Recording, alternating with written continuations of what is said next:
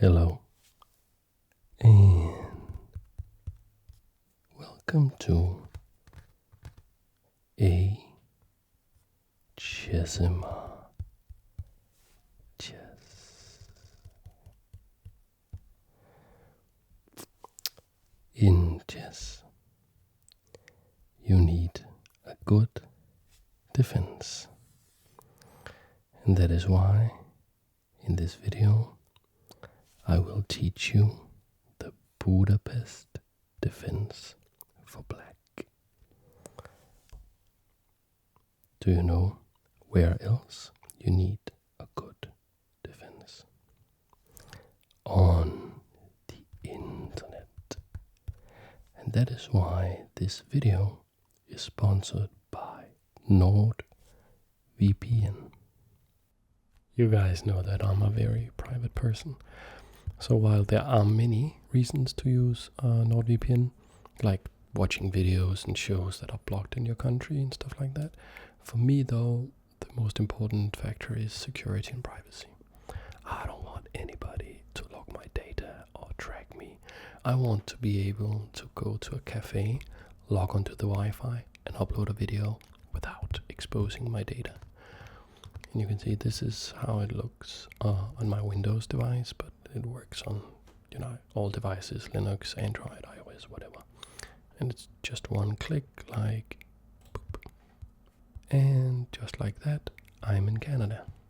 It doesn't slow my connection down. I can just change wherever I want to be. I can use it on 6 devices simultaneously with just the one subscription, and you can too. And save a lot of money because you watch ASMR Chess. Thanks. Just go to nordvpn.com/ASMRchess to get a 2-year plan plus 4 additional months with a huge discount. I'm really happy they hooked me up with this deal because it's like 70% savings, which I think is great. So if you want to secure your connection, go to nordvpn.com/ASMRchess to get a 2-year plan plus 4 additional months with a huge discount. Link in the description. Use the promo code ASMRchess at checkout. So this is an opening tutorial for the Budapest defense or the Budapest Gambit. It is something you want to play as black. You want to play it against d4. When you meet d4, you can play this opening and you can have a lot of fun. This is something I play myself. I've played it for many years. It's so much fun. Many of my opening videos, I will show like the first couple of moves for your opponent. For instance here, black will play knight f6, you will play knight f6 against d4. And then I will show only the moves from your side in an attempt to explain where the different pieces needs to be, what kind of a job they have, what their strategic goal is in the game. It's like I will explain the opening as an overall strategy. Not this time. No. This opening is different. This is not a system. This is not a strategy. This is a full-on counterattack starting already on move 2. Right, on move 2. So you see your opponent play d4, and you as black, you play knight f6. And then you are waiting for the explosive c4. And you will see this so many times. Because people who play d4, they want to play c4. The only notable exception really is the London system. But you will get a lot of this in. You will see a lot of this. And already here, you are going to play something to take all of white's opening preparation, all of their ideas, all of the stuff that they have watched on YouTube. You're just going to take that, cram it together in a little ball, throw it away. Because you will not play e6, you will not play g6, you will not play any of this stuff that allows white to get their normal opening setup. No, you will immediately challenge with e5. Boom. And here we go. Already, you're just throwing like a giant wrench into everything that white is trying to do. And I will show all the major tactical variations that you are most likely to see. The first thing that you should know is that this pawn must be captured, right? Must capture this pawn. If white advances, you are just happy. You will just play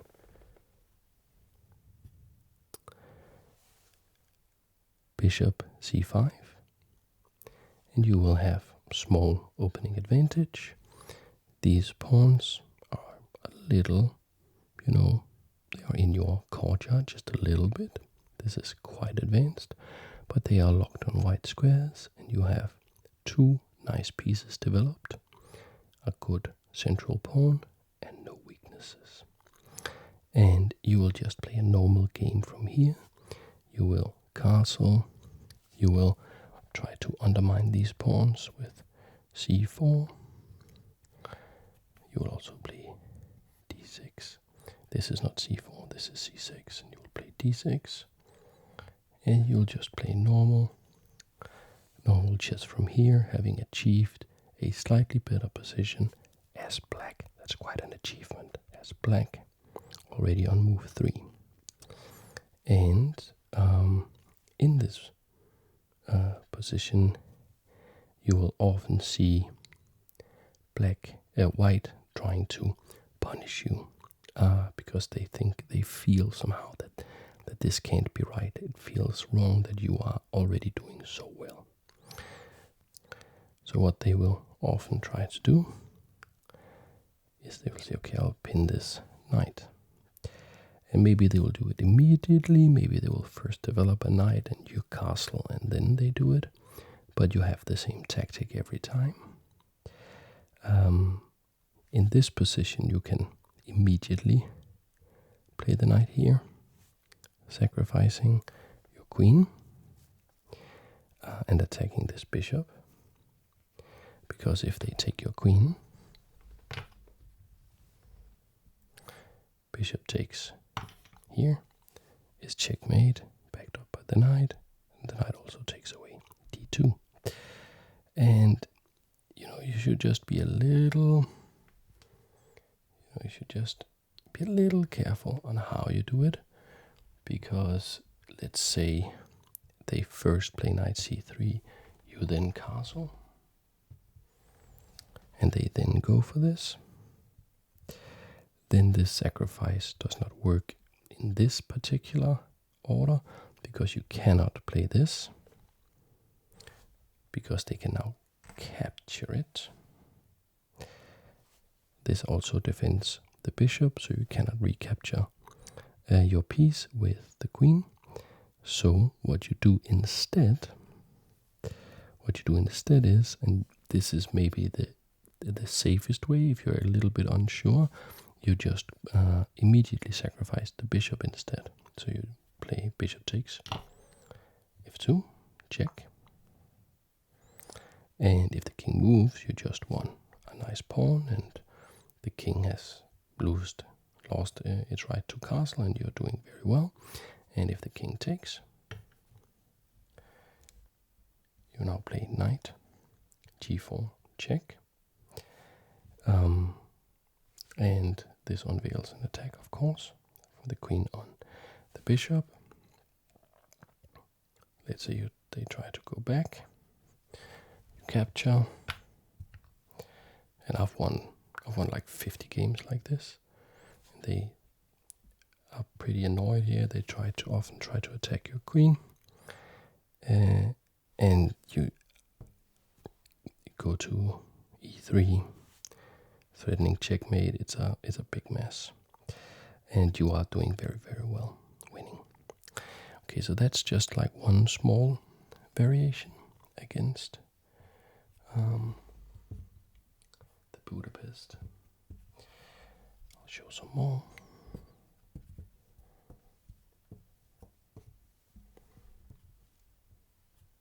Okay, so we are going to repeat. And that is how we learn. And it's nice for ASMR. d4, knight f6. Because you can even fall asleep, it's fine. It's no problem at all. c4. You can just come back some other time. Watch it again. We have all the time in the world, you know. I met a guy at a party. I was at a party, one of the first parties post-Corona, because we are basically done with Corona here in Denmark. And we talked about chess, and he was just getting into chess. And he said something that was so inspiring to me. He said that he was not in a hurry getting good at chess, because he said that to him, getting good at chess was like a life project. He had the rest of his life to get good at chess. He was not going to stress out at all. He was just going to enjoy the ride. And I hope you will enjoy the ride. Okay, so you play e5 here. You throw in the wrench. You're saying no, you're not going to get your usual setup. You're not going to get all the stuff you want with the knight c3, knight f3, and putting the bishop and the queen on the parry. All the stuff that we love to do when we play d4, which I do. I play d4 and c4 myself, and I love all these systems. And when they play the Budapest defense against you, you can't do all of that. You have to take. That's what we are looking at right now. And then knight g4. And here we are looking at the variation with bishop f4. We keep attacking. They defend. And here there's a small wrinkle.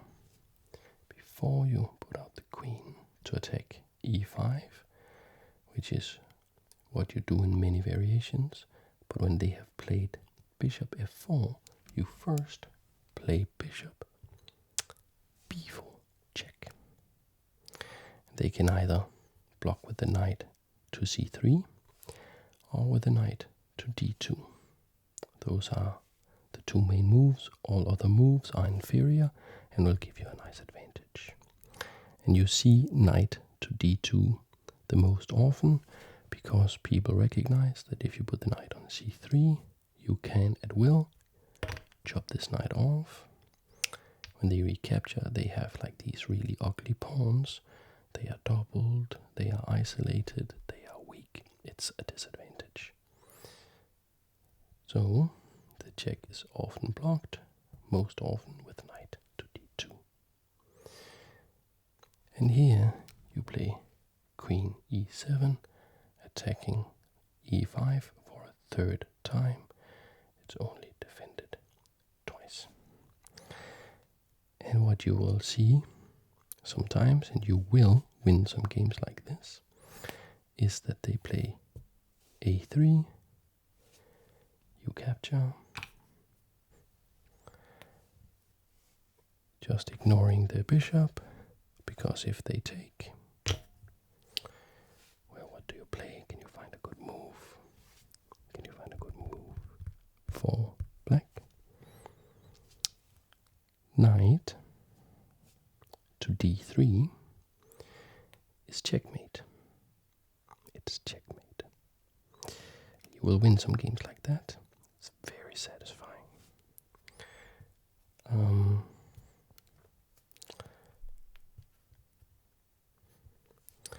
So if they are smart, they are not capturing this bishop. They are capturing this knight. And you recapture. So you still have the threat of knight d3 checkmate. So they still cannot capture here.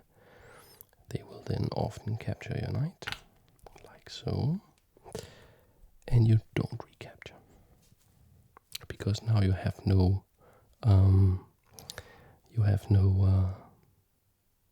checkmate anymore. So first you capture this knight here. You don't try to go back because you will be trapped. Like so. That's not nice. So you just capture the knight with the check. They recapture. And you capture. And then you will find yourself in this position, which is just dead equal, and it's basically the most boring way this opening can go. But you can castle, you can put out your bishop, you have no weaknesses, you have no material disadvantage. It's just an even game here. So if that's the worst that can happen, that's very good. Okay, and that is the basic idea of bishop f4. That's a good defense. Now let's take a look at the Adler variation. Let's take a look at what they play the most often. We will rewind all the way. We rewind all the way to the starting position, so that we may repeat and repeat and repeat, because this opening is all about learning the exact sequences of moves. Okay, against the Adler. How do you play the Adler variation? They play d4. You play knight f6. They play c4. And what do you play? That's right, e5. You throw in the wrench. D takes e. And your knight is attacked. You play knight g4. And can you feel how you can guess all these moves? You can remember all these moves. It's getting easier and easier. And we just looked at bishop f4. But what if they develop this knight and protect with the f3 knight instead?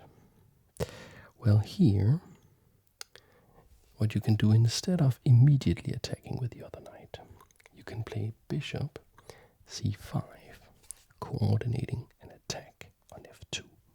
This forces e3 to block this nasty check. And now this bishop is hemmed in. Now it cannot get outside the pawn structure. So you have won a little something there. Against e3, you play the same idea. Knight c6, attacking. And here, even beginner players have an uncanny ability as white to find the best move here, which is bishop e2. And you are surprisingly not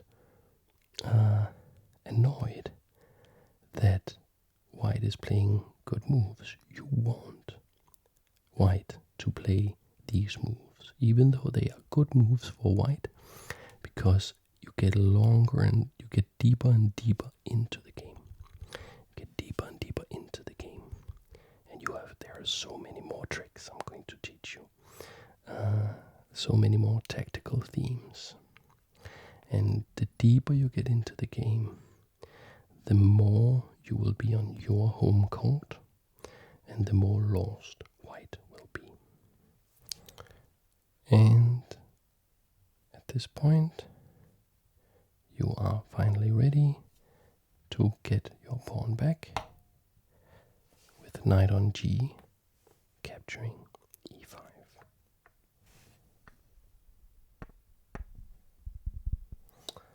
Right. Here there are different moves they can play, but they all lead to the same thing. Like they could play a3, could play knight c3, but most likely they're going to castle. That's what you'll see the most. And these three moves, a3, knight c3, and castles, are all moves that white wants to play. And after castles, you are not going to castle immediately. There is a little something here on the center of the board that you want to, how to say, you want to improve your position a little bit. Because you can see these knights, they are kind of stepping on each other's toes a little bit. So what you do is you play knight takes knight, like so. That's check. Of course, they are not capturing with the pawn and ruining their castle position. So they capture with the bishop, and you play knight e5, attacking the bishop. And now you have cleared the 6th rank.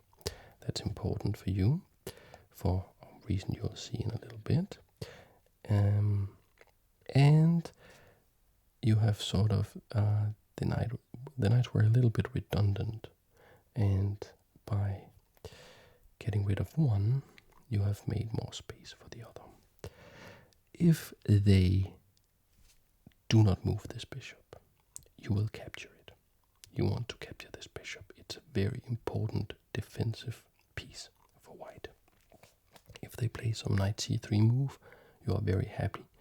You capture this bishop. It may look like you are giving them some nice development, but you are very safe.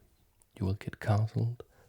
White is not going to attack you very soon, and when this bishop is gone, your two bishops will just be absolutely monstrous if you put them like in a sniper situation against white's king. So that is why white will usually play bishop back to e2 here. And now, with all of this out of the way, now you castle.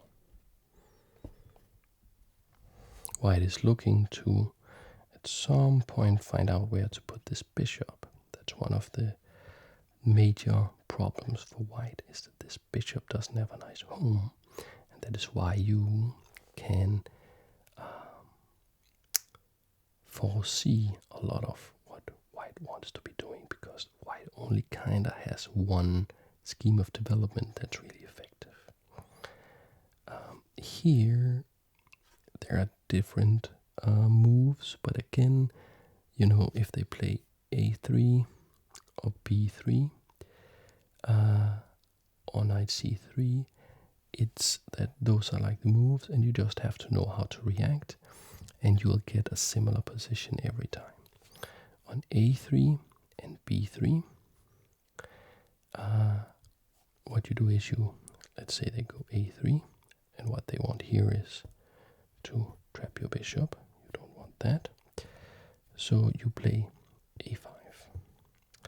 So if they play b4, you just capture. They cannot recapture because they lose the rook in the corner.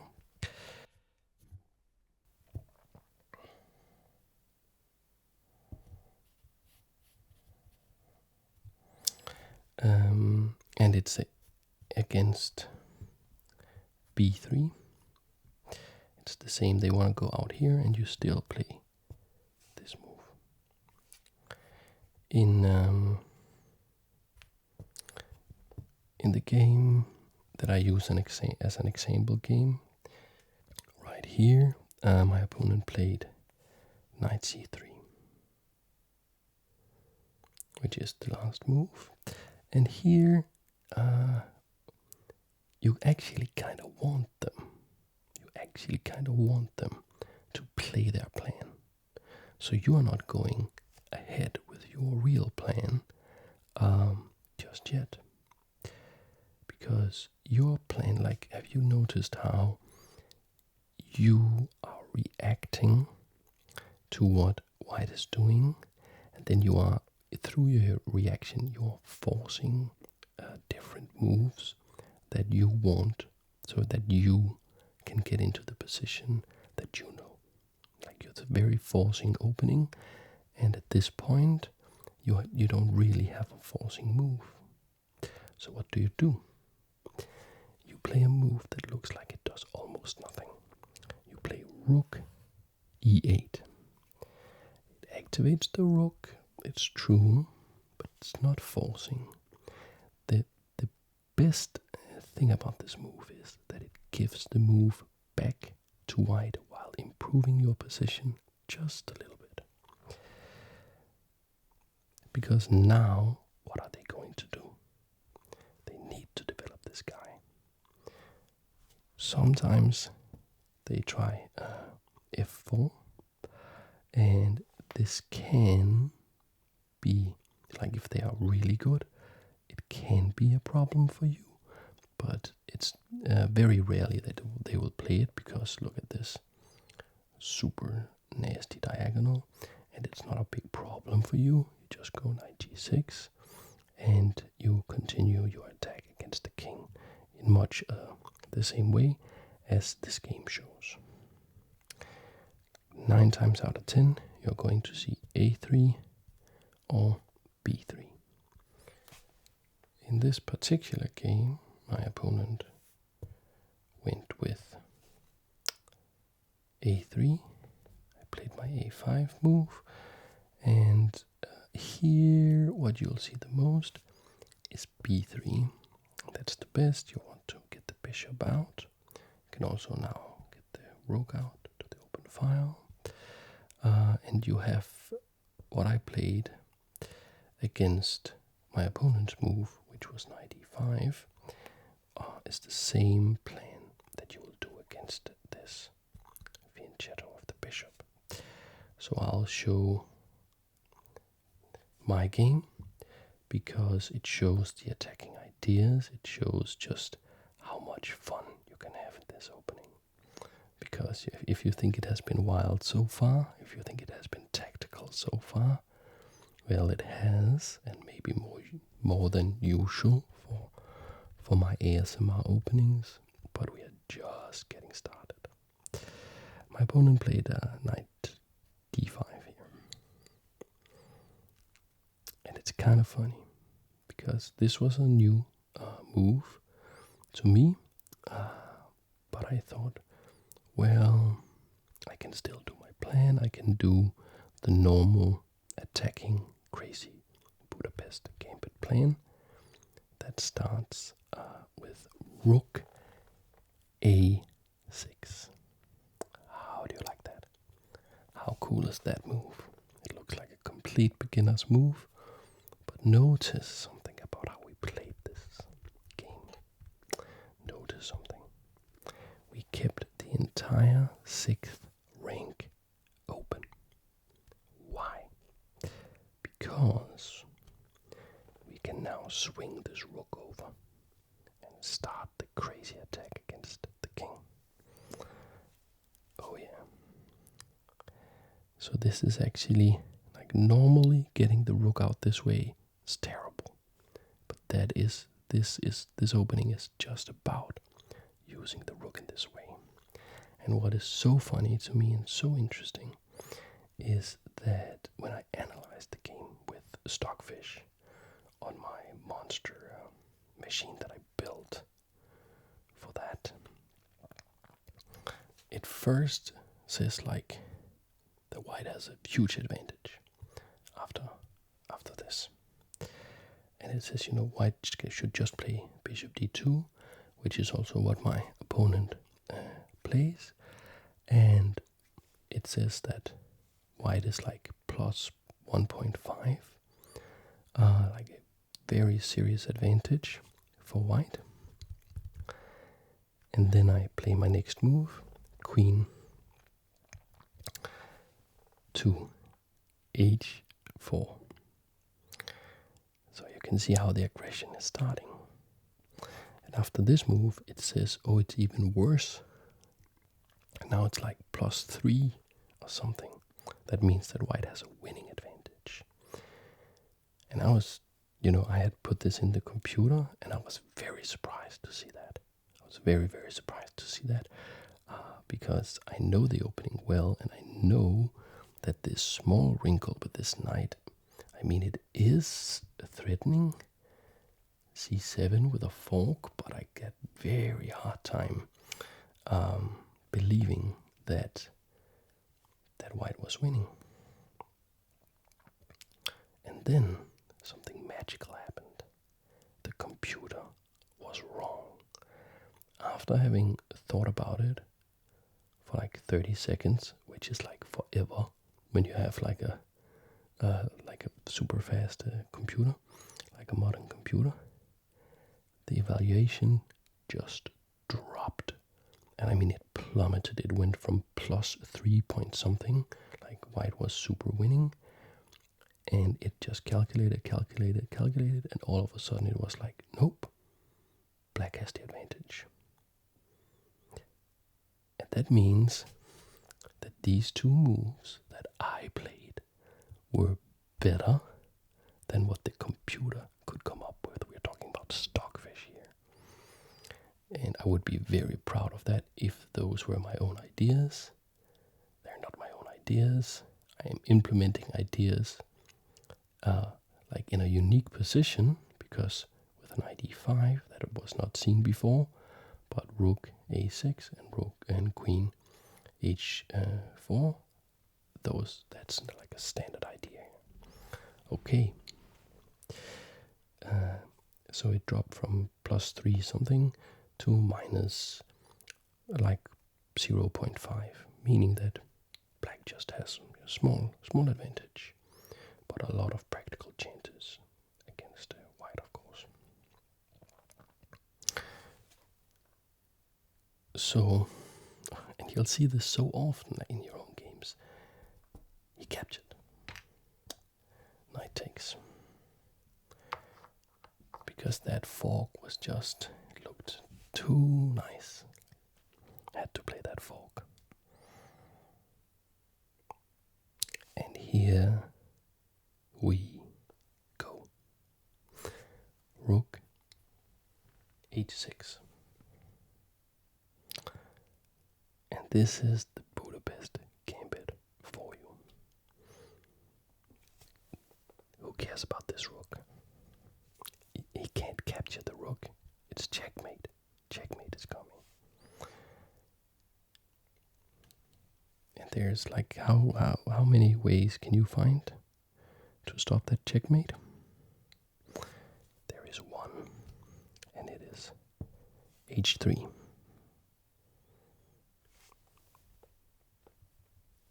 Do we do something about the rook? Of course not. We play d6. When you get this battery going, they will defend with h3. You'll see this again and again and again.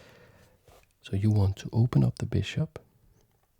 Of course, you only open it up after you have made the rook lift, the rover, rook up and over, because otherwise the rook can't come over. And then you just want to sacrifice the bishop here on h3. That's what you want to do. There's no taking the rook. Let me just show you, because this theme will come up a lot. Because you just sacrifice the bishop. Sacrifice the rook. Let's go. Sacrifice more pieces. It's the Budapest defense. What do you think we're doing? Sacrifice the bishop. And if they capture, you recapture with the queen. And you can see there's actually no real way to stop checkmate. Like they could do something like that. You just capture it.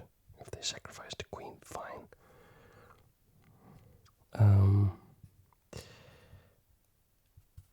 And of course, if they don't capture the bishop, if they play g3, you just there's just one small little pattern you have to know. It'll come up quite a bit, but it's only one way to win here, and it's with queen e4.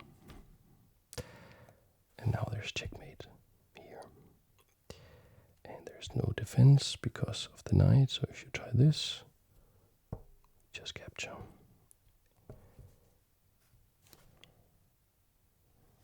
Even this doesn't work. Can you see why? It's because all the pieces are doing something. Check.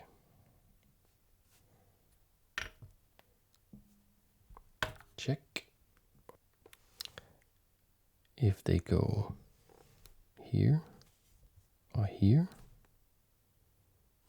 king h1 or h2, you have bishop takes f1. That's checkmate. Discover check for the rook. Queen, bishop cuts the king off. And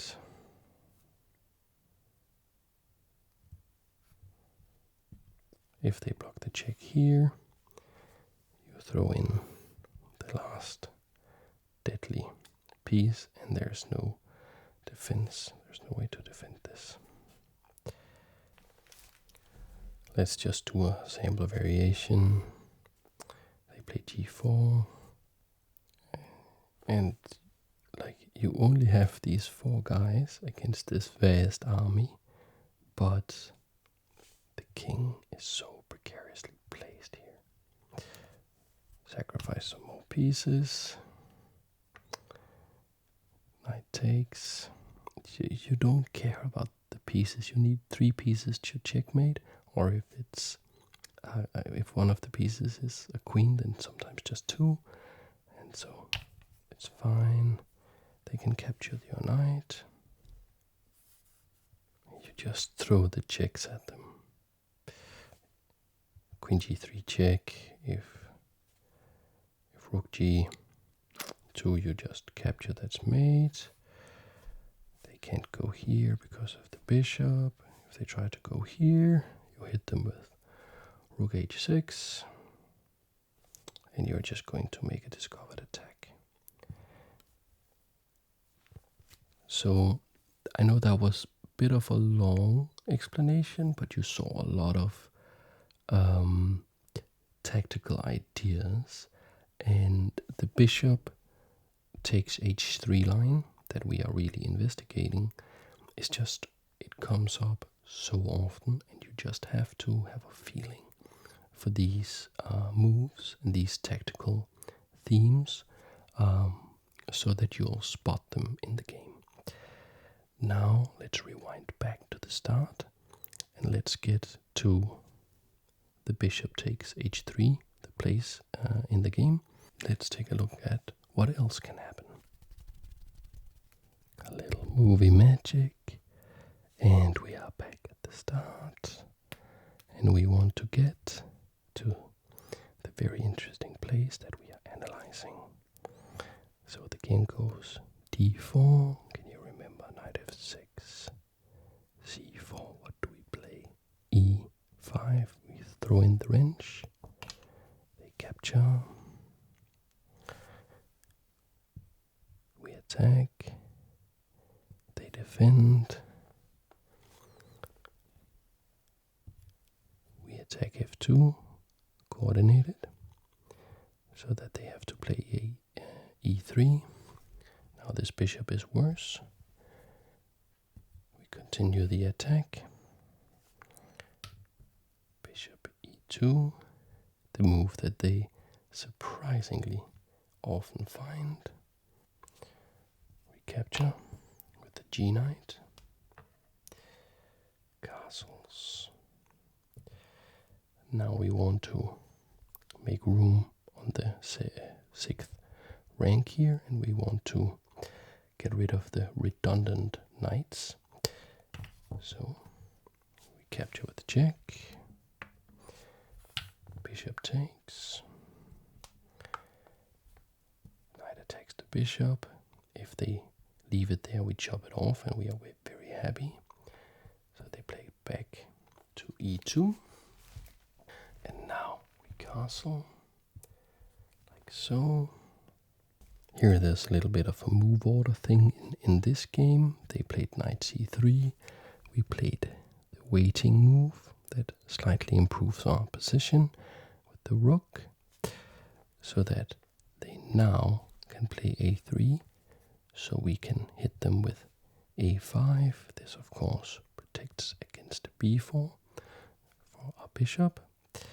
And here they tried knight e5.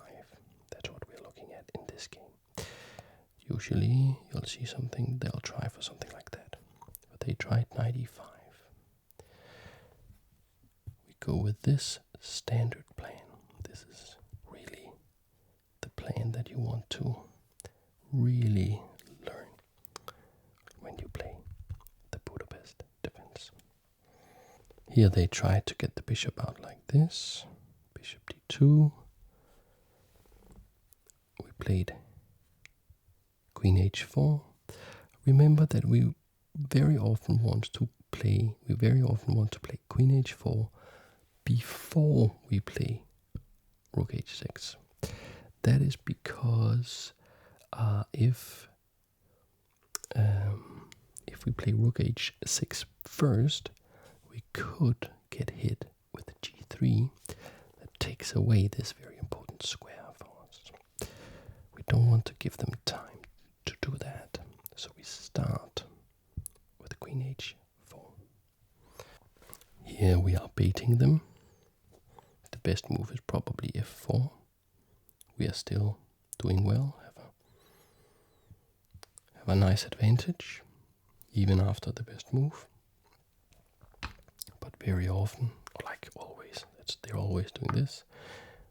They'll go for this, capture on c7, just leave the rooks, play rook h6, threatening checkmate, and you can remember there's only one way to defend, h3. And how do we keep the attack going? We want to keep the attack going all the time. We play d6 because we just want to smash this guy to bits.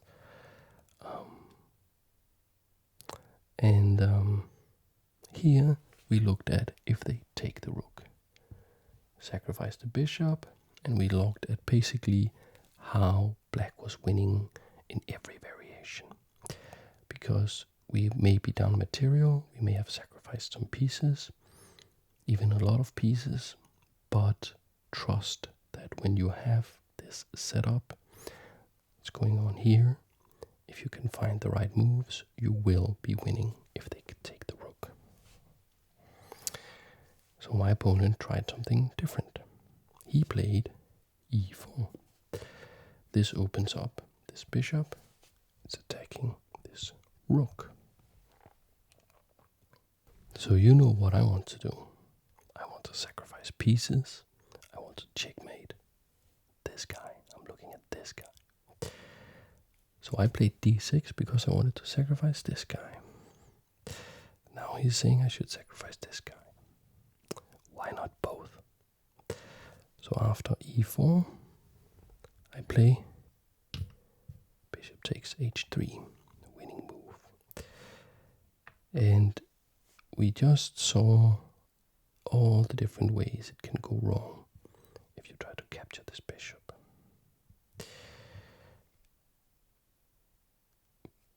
My opponent thought, okay, but maybe I capture the rook instead. Then maybe there's no checkmate. So he went bishop takes h6. And like this, don't you just love the Budapest defense? Like, look at this insanity. And here, like, been fun, but now it gets like this is some of the favorites move I ever played. Not because they are necessarily the hardest to find or the ones that I'm the most proud of, but just because they were the most satisfying. Here I played Queen to G3. How about that? So this guy pinned by the bishop. So there's no, you cannot capture the queen, right? And so this guy is pinned. You cannot capture the bishop either, because this pawn is pinned by the queen to the king. So you have to find a way to stop queen takes G2 checkmate. You have to find a way to do that. There is a way. Bishop to F3 protects. And maybe you would want to play knight takes here. Just get rid of the defender. Problem is, backed up by the queen, still defending. If you take the queen, we will exchange queens, we will beat down too much material, and we won't have a checkmating attack, we will lose. So there's only one move that wins here, and that is to say, okay, you're still not threatening to capture my queen, still not threatening to capture my bishop, but you are stopping my checkmate. I'll create a new checkmating idea. I'll leave this, I'll leave this, I'll play knight to G4. Now I'm threatening checkmate here. The knight cannot be captured, because when you move the bishop, this guy needs protection. So we checkmate on G2 if you captured here. There is a single move to avoid checkmate. And if you don't think the party here is booming enough, if you don't think it's jumping enough, let's invite some more people to the party. How do we stop checkmate on H2? Bishop F4. Let's get everybody in there. And this is a really good move, actually. Black is still winning, but when I saw this, I had seen it in my mind's eye when I was calculating, but then when I actually saw it on the board, I was not so sure anymore if I could actually refute this defense. Because if I take that, it's not protected, but if I take that, now I'm no longer threatening the checkmate on G2, so bishop can take the knight. And all of a sudden I'm losing. So I cannot capture this piece that's undefended. But now it's time to defend the rook. Right now I played rook F8. No, I'm just kidding. No, that guy, no, we need to get people to the party here. And if we had time to swing the rook over, we would love to get him in the party. But he's just too slow. We need somebody fast. That guy, he's fast. Let's get him into the party. Bishop takes F2 with a check to His Majesty. Now there are two legal moves. You can either go King H1, that's checkmate in 4, or the better move, Rook takes Bishop. That's the only alternative, and it's not a forced checkmate. Of course, I can now capture that with my queen. It's backed up by the knight, and it's check. There's one legal move, King H1, and I just keep on going. There is a single way to keep the advantage, the winning advantage, and that is bishop takes g2, check. There is a single move, and maybe you're thinking, you're looking at this and saying, okay, there's a lot of variations. It's very hard to calculate all this stuff. But, and it's true, of course, but it's quite a lot easier when you play something like the Budapest, where you have to calculate check. Now there is a legal move, like you don't have to calculate any of this stuff. That's not legal. Like there's only one legal move, and that is to capture the bishop. So you are looking ahead, sometimes 2-3 moves ahead in the future, down the line in the game, but you are not calculating that many variations, actually. With all of this, I can capture the bishop and threaten checkmate. You cannot defend the checkmate with queen g1, because queen h6 check and checkmate doesn't work. So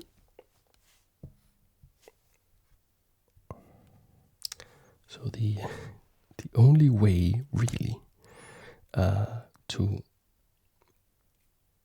stop that checkmate idea, also actually there's also this check, picking up the queen.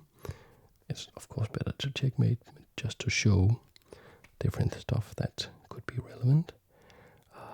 So the only way to stop checkmate actually is what my opponent played, which was queen takes knight,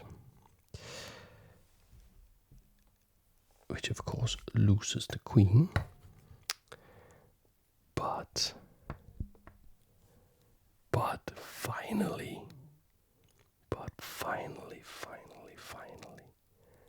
white is able to capture the rook.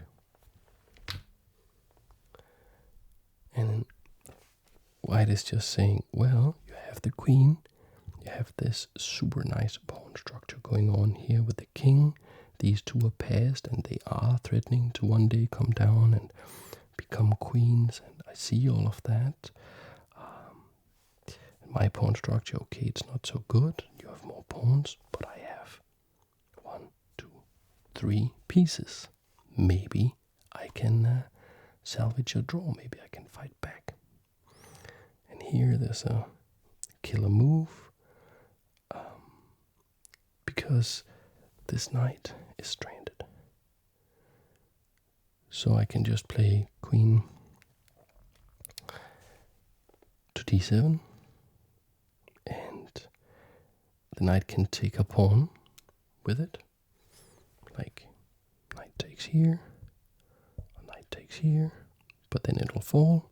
My opponent actually resigned, but let's say, whatever, knight takes d6, queen takes, and you can see now it looks very, very bad for white, because I am up a pawn and I have a queen against rook and bishop, and there is no attack I have to worry about, so I just have a completely crushing advantage here.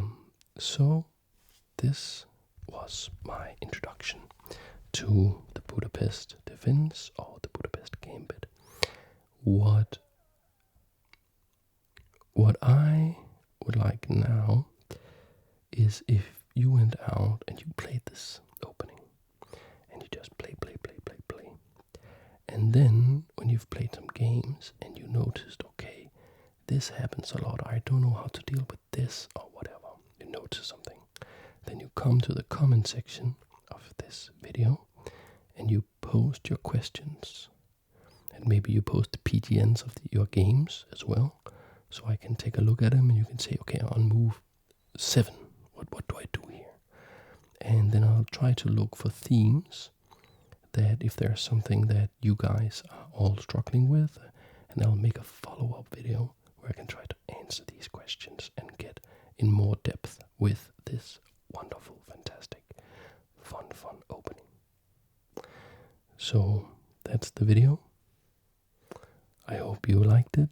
I hope that you learned something, or that you drifted off to sleep. I hope you had a good time. And I hope you're happy wherever you are.